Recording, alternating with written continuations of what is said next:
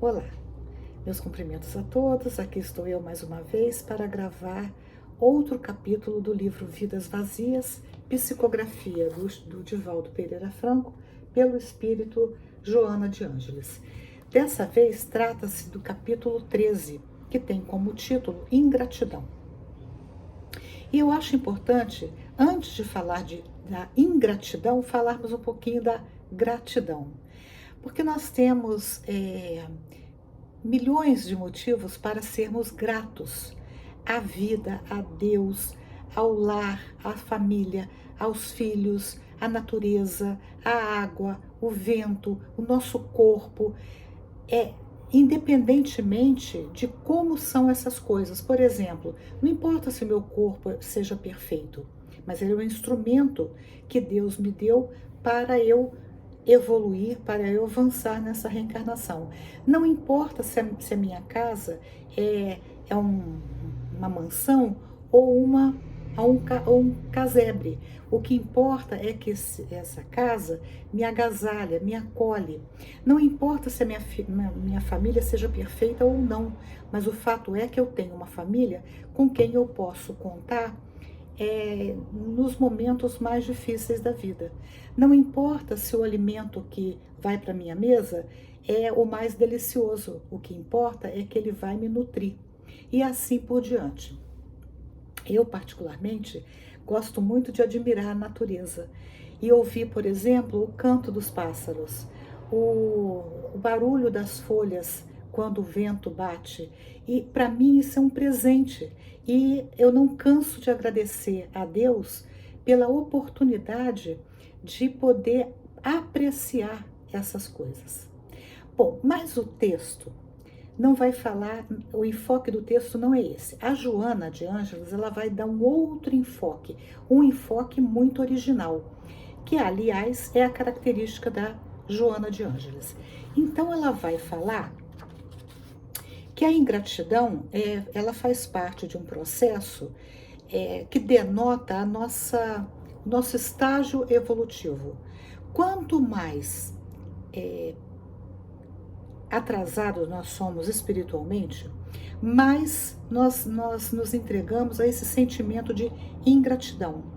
Mas ela também vai dizer que à medida que a gente evolui, esse processo, essa evolução, nós vamos passando de um processo de evolução aritmética, ou seja, bem aos pouquinhos, e o nosso desenvolvimento passa a ser geométrico.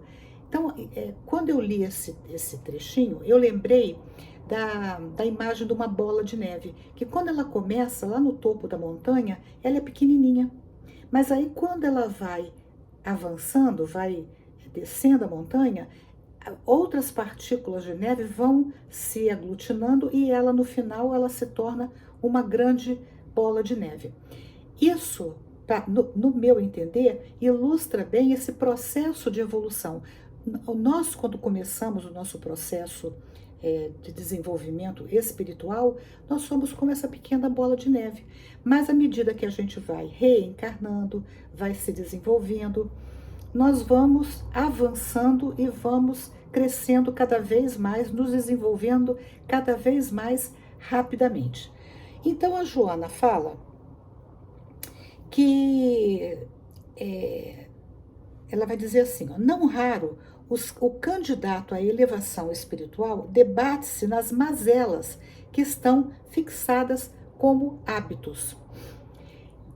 Então, a própria ingratidão, ela vai tratar como um hábito que nós adquirimos ao longo das nossas existências e que só mesmo num processo onde nós vamos avançando, nós vamos pouco a pouco nos desvencilhando dessas mazelas que são características do nosso espírito, mas que não fazem bem nem para nós, nem para aqueles com quem nós convivemos. E ela diz que isso equivale a dizer que em cada reencarnação torna-se necessário libertar-nos dos atavismos infelizes. Então, o que é um atavismo? No dicionário, atavismo é uma herança que nós reproduzimos dos nossos ascendentes. Então, quando a gente reencarna, que é uma herança de nós mesmos, a gente vai retomando esses maus hábitos que são atávicos em nós, mas que nos infelicitam. Por isso, nós precisamos, aos poucos, entendermos que esses comportamentos atávicos, eles são doentios. Entre esses comportamentos está o egoísmo, está a ingratidão. E, inclusive, ela vai falar que a ingratidão, ela decorre do egoísmo e do orgulho, que, aliás, são duas chagas da humanidade que estão lá desenvolvidos no Evangelho segundo o Espiritismo. Ela vai dizer também que essa herança perversa do período egocêntrico, quer dizer, onde o ser está voltado para si, então é o egocentrismo, quando se acreditava ser a razão pela qual o sol brilhava. Então, o que ela está dizendo aqui? Que tem um período da humanidade em que nós achamos que o mundo gira ao nosso redor, que o sol brilha por nossa causa. Então, é o período egocêntrico. Eu me acho mais importante do que todo mundo e, portanto, ela vai dizer que nesse estágio, é comum a pessoa supor-se credora do esforço dos outros. Então, a pessoa se coloca como merecedora do trabalho do outro, da gentileza do outro. Ela não tem que fazer nada pelo outro, mas ela aguarda que o outro faça tudo para ela, porque ela é egocêntrica.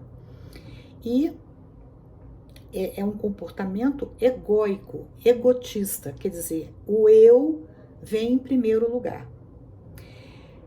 Continua Joana dizendo, conhecendo-se e não tendo interesse em modificar-se, porque a pessoa egóica, ela acha que ela está coberta de razão. Ela está bem daquele jeito. Ela não tem interesse em se modificar, porque se modificar implica rever uma série de conceitos, implica colocar o outro em perspectiva na sua vida, mas ela não tem, isso não faz parte das suas cogitações, porque ela se sente bem nessa situação inusitada. Então, olha o comportamento do egotista ou do ingrato. Faz-se simpático para conquistar os demais. Então, a pessoa que tem esse sentimento, ela desenvolve uma série de características, mas não porque ela acredita que ser simpático é um bem em si, mas porque ela quer conquistar o outro, para que o outro possa servi-la, não para que ela possa servir ao outro. Então, então ela sabe atingir os pontos vulneráveis das pessoas generosas, porque quem não é generoso, ela sabe que ela não vai alcançar. Mas as pessoas generosas são pessoas sensíveis, então o ingrato, o egoísta, o orgulhoso, ele é perspicaz, ele sabe exatamente aonde ele vai agir para alcançar os seus objetivos nefastos com as outras pessoas. E aí ele se torna um parasita. Por que ele é o parasita? Porque ele suga todas as energias, a benevolência do outro. E ele então rouba-lhe a confiança, a afeição, que jamais correspondem ou sequer consideram como valiosas. Então, ao mesmo tempo que ele quer alcançar a generosidade do outro, mas ele não está disposto a ser generoso para com o outro. E ele também não reconhece a generosidade do outro como um valor. Olha que interessante, né? Essa perspectiva da Joana com relação à ingratidão. Então, o ingrato é assim. Ele quer tudo para ele, mas ele é incapaz de ter um movimento no sentido de beneficiar até mesmo aquelas pessoas que o beneficiaram. A Joana continua dizendo, com facilidade desprezam quem os ajuda ou os estima. Ele não dá valor, a pessoa está ali demonstrando todo o carinho, todo o afeto, toda a atenção, mas ele com facilidade ele se descarta dessas pessoas, porque eles são vazios de valores emocionais, inclusive para entenderem o quanto prejudicam os demais com a sua atrevida, olha o adjetivo que a Joana usa, atrevida forma de conviver. Então, na convivência, eles são assim, eles são atrevidos, eles são malcriados, eles são petulantes, são atrevidos. E aí a Joana fala uma coisa muito interessante, porque ela diz assim, ó, igualmente, quando percebem que já não impressionam com os seus arroubos e gentilezas forçados, então chegou um ponto, né, que o ingrato, ele tanto pisoteia nas pessoas que o ajudam, que chega uma hora que essas pessoas, pouco a pouco, vão se afastando dele. E quando ele percebe isso, eles disfarçam e tentam reconquistar quem se afasta, para continuar com o seu hábito, o seu comportamento habitual. Aí a Joana termina essa parte do texto dizendo: a ingratidão é doença do espírito que deve ser combatida por todos quantos lhe são vítimas. Então aqui é importante a gente pensar o seguinte: a quem que ela está se referindo? Quem são as primeiras vítimas da ingratidão? São os ingratos. Nós somos as primeiras vítimas da ingratidão. Porque quando como a ingratidão é uma doença do espírito, é o meu espírito que está doente quando eu tenho esse tipo de comportamento para com as pessoas com quem eu convivo. Então, se eu me percebo uma pessoa que me comporto com relação ao outro apenas visando o meu interesse pessoal, se eu não faço nada pelo meu próximo, mas eu quero que o meu próximo faça tudo por mim, se eu me enxergo como centro do universo, que o sol brilha para mim, o sol está lá no firmamento exclusivamente para enfeitar a minha vida. Então, se eu tenho essa capacidade e devo procurar desenvolver essa capacidade para que eu possa me conhecer. E aí eu vou pouco a pouco combatendo esse comportamento. Porque eu mesma vou ser vítima da minha ingratidão. Porque a ingratidão, ela faz mal para o outro, como a Joana vai dizer lá na frente, mas ela faz mal principalmente para mim. Porque o ingrato, ele acaba afastando as pessoas. Ninguém gosta de conviver com uma pessoa ingrata. A pessoa ingrata é altamente desagradável. Aí a Joana diz assim, lá na frente: o ingrato é também, em consequência, um traidor da confiança e do respeito que lhe tem sido oferecido. Ele é um traidor, porque como ele não reconhece nada que o outro faz por ele, ele abandona o outro facilmente. E no momento em que ele percebe que aquela pessoa que era um benemérito para ele já não o atende mais, ele simplesmente trai a confiança daquela pessoa e toca a vida para frente. Só que não é para frente, é para trás, né? Todo traidor, na verdade, mais cedo ou mais tarde, ele vai ter que se haver com esse comportamento. Porque a gente sabe, por exemplo, que, como está lá no ensino do Evangelho, a semeadura é livre, mas a colheita é obrigatória. Então, se eu tenho um comportamento de traição, uma hora, ou eu mesma vou ser traída, ou eu vou colher o fruto da minha traição. A traição que eu realizei para com aquela pessoa que foi bondosa, acolhedora para comigo. Aí a Joana continua: no momento áspero, quer dizer, no momento difícil, ante dificuldades, quando nós passamos por algumas dificuldades, o ingrato ele foi beneficiado pela bondade do amigo. E a partir daí, todas as bênçãos que lhe advieram tornaram-se consequência feliz do seu ato inicial, que o libertou do problema e da aflição. Quer dizer, inicialmente, diante de uma dificuldade áspera, né, difícil da vida, O ingrato, ele recebeu do amigo um comportamento, ele foi acolhido por aquele amigo. E esse acolhimento atenuou o seu problema, a sua aflição. Então, esse amigo que fez isso, muitas vezes abrindo mão do seu tempo, abrindo mão dos seus próprios interesses para acolher aquele amigo que mais tarde poderá vir a apresentar um comportamento de ingratidão. A Joana diz que nunca se pode retribuir devidamente um ato de bondade salvador, uma entrega de ternura e um gesto de compreensão. Quer dizer,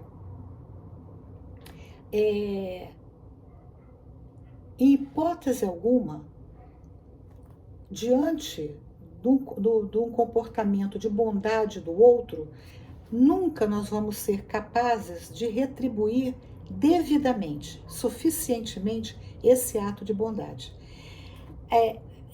Mas ela continua dizendo assim: todavia, adquire-se uma dívida perante a consciência cósmica. Quer dizer, mesmo que eu não seja capaz de retribuir, eu adquiro uma dívida perante a consciência cósmica, ou seja, perante Deus, que aguardará momento para que o gesto seja levado adiante em benefício de outrem que se encontre em situação equivalente. Esse trecho aqui me parece assim muito alentador, porque muitas vezes nós, pela nossa imaturidade ou pela nossa imprevidência, pela nossa incapacidade de enxergar as qualidades das pessoas que estão nos fazendo bem, a gente não valoriza. E aí nós deixamos passar a oportunidade de retribuir a essa pessoa, ainda que indevidamente, não suficientemente, né, como a Joana fala. Mas a consciência cósmica vai nos cobrar. E vai surgir um momento em que, felizmente, se eu não puder retribuir aquela pessoa que me fez bem, seja porque aquela pessoa já mudou de cidade, já desencarnou, está doente, eu não perdi o contato com essa pessoa, seja por que razão for, mas a consciência cósmica vai me favorecer a possibilidade de retribuir para outra pessoa o bem que eu recebi um dia. Não é bonito isso? Então, isso nos enche o coração de alegria, porque isso acontece muitas vezes conosco. A hora que cai a ficha, a gente fala: nossa Senhora, e agora? O que eu faço para retribuir o bem que eu recebi, se eu já não tenho mais contato com aquela pessoa? Mas, hoje, nós podemos, por exemplo, se tivermos oportunidade, ligar para a pessoa: ó, fulano, por favor, né? Eu caí na real, eu fiz uma coisa que eu não devia ter feito, me perdoe, né? E vou retribuir, mesmo que a pessoa me diga assim: não tem problema, você está perdoada, esquece, passou, o que passou, passou. Mas eu preciso fazer para uma terceira pessoa ou várias outras pessoas, retribuir o bem que um dia me foi feito. Aí a Joana diz assim: um grande mal que o ingrato produz naquele que lhe é benfeitor consiste no efeito emocional que o seu comportamento produz, diminuindo, olha o efeito, ele pode diminuir a intensidade do espírito fraternal. Então, quando nós somos ingratos com alguém, nós podemos provocar naquela pessoa uma descrença na bondade do outro. E aí o outro pode pensar assim: ah, eu também não vou mais ajudar ninguém, não vou mais ser fraterno, porque olha, o que adiantou eu ser bondoso, fraterno com a pessoa, se ela me retribui dessa forma? É lógico que, se eu penso dessa forma, indica um estágio evolutivo ainda que eu tenho muito para crescer. Mas o fato é que a Joana está apontando aqui que isso pode acontecer. Ou ele também, essa pessoa que sofreu a ingratidão, pode se tornar indiferente diante daquele que ela acreditou que pudesse ser generoso para com ela. Por fim, o ingrato é uma pessoa realmente infeliz, porque nem sequer possui sensibilidade para amar realmente alguém. Toda e qualquer expressão de afetividade está sob o impositivo da retribuição de algo. Então, o ingrato é aquela pessoa que todo bem que ele possa vir a fazer a alguém, ele não faz o bem pelo bem. Ele faz o bem sempre calculando o que ele pode ter em troca. E aí ela vai dizer que quando nós passamos por uma situação em que sofremos a ingratidão, ela vai dizer assim: felizes são aqueles que não desanimam, mesmo quando traídos, enganados e esquecidos, após o bem que fizeram. Assim, desculpa, não, vou pular essa parte aqui. Ela diz assim: não te perturbes com aqueles que te exploram, que te enganaram, que mentiram para conseguirem o que desejavam. Eles aprenderão com a experiência que serão submetidos, e tu prosseguirás, amando, porque o bem que se faz é moeda de amor, que se converte em soberana luz de bem-estar. Então não importa, a gente precisa sempre ter essa tranquilidade, porque nós estamos sujeitos a esse comportamento infeliz das outras pessoas. Em primeiro lugar, pensarmos: vamos ver se nós também não somos assim. Né? Porque às vezes é muito fácil a gente apontar a ingratidão do outro, mas será que eu também não sou? Então eu preciso rever o meu comportamento e procurar superar esse comportamento onde eu estou muito voltada para mim, onde eu quero usufruir da bondade do outro sem agir com bondade para com o outro. Mas, se nós estivermos nessa situação, vamos prosseguir amando, porque o amor, olha como ela fala, o bem é moeda de amor que se converte em soberana luz de bem-estar. Fazer o bem é bom, traz bem-estar para nós, porque nos dá o sentimento de consciência tranquila. Gostaram desse vídeo? Se gostaram, dê um joinha, porque o joinha ajuda o YouTube a compartilhar o vídeo com outras pessoas que de repente poderão se beneficiar com essa mensagem. Compartilhem e, se desejarem, se inscrevam no canal. Até o próximo vídeo, se Deus quiser.